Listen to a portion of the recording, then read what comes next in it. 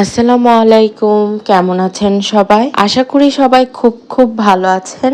আর আজকে আমার আরেকটা নতুন ভিডিওতে আপনাদের সবাইকে ওয়েলকাম জানাই। গতকাল সন্ধ্যাবেলা আম্মু গিয়েছিল একটা ব্লেন্ডার মেশিন কিনতে। যদিও আমাদের নর্মাল 1000 টাকার মধ্যে যে ছোট ছোট হ্যান্ড ব্লেন্ডার গুলো বের হয়েছে বাজারে সেগুলো কেনার কথা ছিল, বাট পরবর্তীতে আমি আম্মুকে সাজেস্ট করলাম যখন তখন ভালো দেখে দামি একটা ব্লেন্ডার কিনে নাও। পরবর্তীতে আমার মামা সাজেস্ট করলো ভেরোনিকার 1600 ওয়াটের নতুন ব্লেন্ডারটা রয়েছে, এটা খুবই ভালো মানের একটা ব্লেন্ডার। যদি ওটা একদম অথেন্টিক, কোনো কপি প্রোডাক্ট না, একদম ভালো মানের অথেন্টিক প্রোডাক্টটা পাওয়া যায় তাহলে ওটাই নিতে। তো আমরা সেই ভেরোনিকার ব্লেন্ডার মেশিনটা কিনে আনি 1600 ওয়াটের। তো এখানে আমি আজকে আমাদের এই নতুন ব্লেন্ডারটাকে আনবক্সিং করব আপনাদের সবার সাথে। সামনেই তো কুরবানি ঈদ, আর কুরবানি ঈদে কাটাকাটি বাটাবাটি সবকিছুর জন্য একটা পারফেক্ট ব্লেন্ডার অনেক দরকার। আপনারা যারা শুরু থেকে আমার ভিডিও দেখে আসছেন তারা সবাই অলরেডি জানেন যে আমি এর আগে আমার জন্য একটা হেলদি ড্রিঙ্কস বানাতে গিয়েছিলাম, আর ওই হেলদি ড্রিঙ্কসটা বানাতে গিয়ে আমাদের যে জুস মেশিনটা ছিল সেটা আমি অলরেডি নষ্ট করে ফেলেছিলাম। অ্যান্ড তারপর থেকে আম্মু অনেক কষ্টে বাটাবাটি করছিল।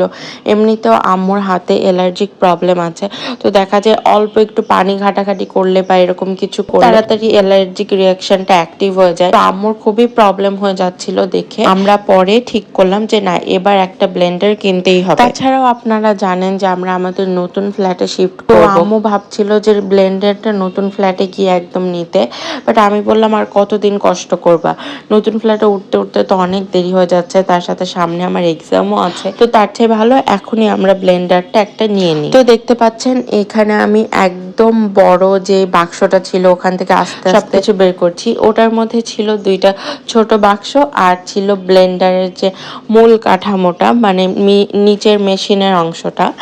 আর এই ব্লেন্ডারটা এত বেশি ভারী, বাজার থেকে বাড়ি পর্যন্ত টেনে আনতে যে পরিমাণের কষ্ট হয়েছে। আর আজকে তো বাজারে প্রচুর প্রচুর ভিড় ছিল, মানুষ মনে হয় ঈদের বাজার আজকেই করতে চলে গিয়েছে, এরকম একটা অবস্থা। তো এখানে দেখতে পাচ্ছেন ব্লেন্ডারের যে বডির পার্টটা, সেই বডির পার্টটা এখানে দেখা যাচ্ছে। আর এটা মাশাআল্লাহ অনেক বেশি স্ট্রং আর দেখে খুবই কোয়ালিটিফুল মনে হচ্ছে। আমরা কিন্তু ব্লেন্ডার বডিতেই এটার স্ক্যানার দেখেছি আর সবকিছু দেখে আমাদের মনে হয়েছে না এটা হচ্ছে অথেন্টিকটা, কপিটা না, এই জন্য আমরা নিয়েছি।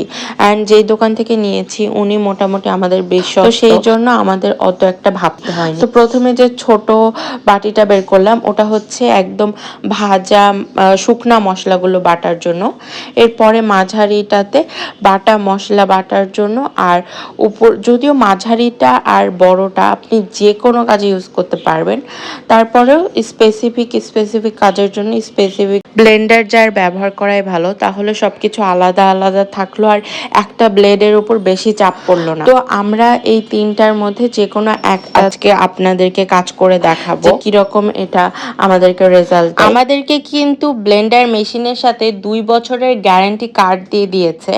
অ্যান্ড অনেক টাইমে ইউটিউবে অনেক ভিডিওতে আপনারা হয়তো দেখবেন যে 5 বছর বা তার বেশি গ্যারান্টি কার্ড, সেটা আসলে সঠিক না, কারণ ভেরোনিকা ব্র্যান্ডই 2 বছরের ওয়ারেন্টি কার্ডটা দিয়েছে। তাছাড়া যদি কেউ আপনাদেরকে বাড়িয়ে বলে সেটা তাহলে ফেক। তো অ্যাট লাস্ট এখানে দেখতে পাচ্ছেন যেটা, এটা হচ্ছে যে জুস জার। ভিডিও করতে গিয়ে এটা পড়তে পড়েনি, পড়লে ভাবতে পারছেন প্রথম দিনে এটা সাতিয়া নাশ হয়ে যায়। যাই হোক আমি কোনোভাবে ওটাকে বাঁচিয়েছি। তো লাস্টে যেটা বের করলাম ওইটা হচ্ছে জুস জার, আর জুস জারের মধ্যে একটা ছাঁকনি ছিল, যে ছাঁকনি দিয়ে ইজিলি জুসের যদি কোনো আইস টাইপসের বা অন্য টাইপসের জিনিস থাকে বা সিডস থাকে সেগুলো আলাদা করে নেওয়া যাবে। আর এগুলোর আমি এখন ঢাকনাগুলো বের করছি, আর ঢাকনাগুলো এত মজবুত, লাগিয়ে দিলে অনেক টাইমে দেখা যায় অনেক ব্লেন্ডারের ওপরে ঢাকনা লাগিয়ে সেটাকে শক্ত করে ধরে রাখতে হয়, না হলে ব্লেন্ডারের ঢাকনাটা খুলে অন্যদিকে চলে যায়। বাট এটা এতটা মজবুত ছিল আর টাইট ভাবে ফিক্স হয়ে যাচ্ছিল।